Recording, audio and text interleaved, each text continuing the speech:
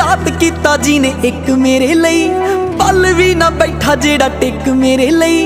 किन्ने एहसान मेरे सिर ते, सोच सोच अखों हंझू चो गया। बापू तेरे करके मैं पैरां ते खलो गया, तू सैकलां ते कट्टी ते मैं गड्डी जोगा हो गया। बापू तेरे करके मैं पैरां ते खलो गया, तू सैकलां ते कट्टी ते मैं गड्डी जोगा हो गया।